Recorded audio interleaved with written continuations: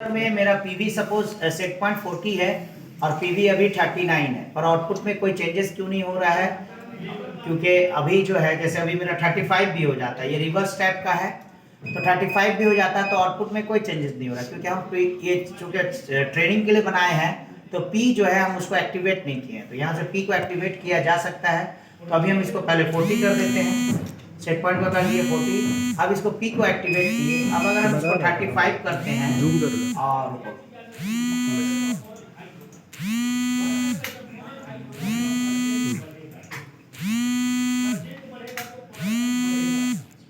35 किए, पी मेरा पी कितना है, प्रोपोर्शनल कितना है, 1 है, मतलब प्रोपोर्शनल के साथ में गेन मिला हुआ है। प्रोपोर्शनल गेन जो है हम लोग कितना रखे हैं, 1 रखे हैं। तो 1 रखे हैं तो 5% का डेविएशन हुआ, तो आउटपुट में कितना का चेंज हुआ, 5% चेंज हुआ।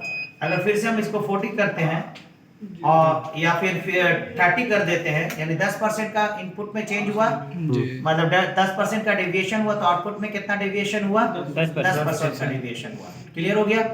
अभी अगर फिर से 40 करके हम यहाँ पे गेन जो है 2 कर देते हैं, और अभी अगर 5% का डेविएशन क्रिएट करते हैं तो आउटपुट में कितना का चेंज हो रहा है, 10% का चेंज हो रहा है। क्लियर हो गया? यही गेन है मेरा। ओके, अगर हम 40 करके, ऐसा नहीं है कि इसको भी ये करेंगे, तो अगर गेन हम या तो गेन को हम कर देते हैं 0.5, ठीक है, और यहाँ पे 6% का डेविएशन क्रिएट करते हैं, 3% का आउटपुट चेंज हुआ, ठीक है। तो पी पे डिपेंड कर रहा है, 3-4 है ना, तो 6% का डेविएशन हुआ ना, तो मेरा आउटपुट कितना, 3% हुआ, उसका आधा हुआ, क्योंकि मेरा गेन कितना है, 0.5 का है। क्लियर हो गया? ओके, अभी फिर से 40 करते हैं, और ये मेरा इंटीग्रल टाइम है, मैक्सिमम हम इंटीग्रल टाइम को रखते हैं 99 मिली सेकेंड्स। अब हम इसको इंटीग्रल को भी एक्टिवेट करते हैं। अभी जब इंटीग्रल एक्टिवेट नहीं है, सपोज ये 40 से 35 हो जाता है और 35 पर ही रुका रहता है, तो आउटपुट में कोई चेंजेस हो रहा है? नहीं हो रहा है, नहीं हो रहा आउटपुट में चेंजेस, क्योंकि इंटीग्रल एक्टिव नहीं है। तो अभी हम इसको क्या करते हैं, फिर से 40 करते हैं, 40 करने के बाद इंटीग्रल को एक्टिवेट कर लेते हैं और इसको करते हैं 38, तो 2% का चेंज हुआ। उसके बाद क्या कर रहा है, 2% के इसमें ये बढ़ता चला जा रहा है ना। अगर हम बढ़ते जाएगा, कितना तक जाएगा, अगर और मेरा 35 हो जाता है तो और फास्ट बढ़ेगा, है ना, 100 तक जाएगा। अगर फिर से ये 40 हो जाता है तो वहां पे रुक जाएगा, है ना। 41 हो जाता है तो क्या होगा, घटेगा, है ना। उससे ज्यादा हो गया, 43 हो जाता है तो और फास्ट घटेगा, ठीक है, समझ में आ रहा है? तो ये क्या करेगा, अगर 40 फिर से हो जाता है तो रुक जाएगा। तो ये डेविएशन को देख के कैलकुलेट करके हमको आउटपुट को घटाएगा या बढ़ाएगा, ठीक है, समझ में आ गया?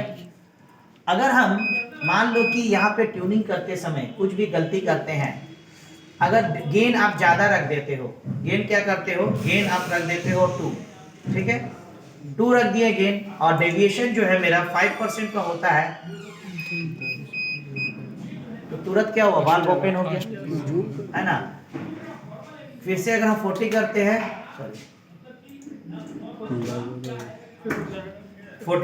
40 किए, थोड़ा सा चेंजेस हुआ, क्योंकि ये जो है हम बोलते हैं उसको, जो कुछ चेंजेस होता है तो उसको भी मेजर कर लेता है ना। चेंजेस हुआ था पीवी में, इसीलिए वो क्या किया, 5% कम किया था। अभी अगर हम इसको 41 करते हैं तो भी चेंज हो रहा है, डाउन हो रहा है, अब फास्ट हो रहा है पहले के कंपैरिजन में, क्योंकि मेरा गेन क्या है, बढ़ा दिए। अगर गेन को हम कम कर देते हैं, 0.25 कर देते हैं, स्लो होगा जी। देखो कितना स्लो हो गया, ठीक है।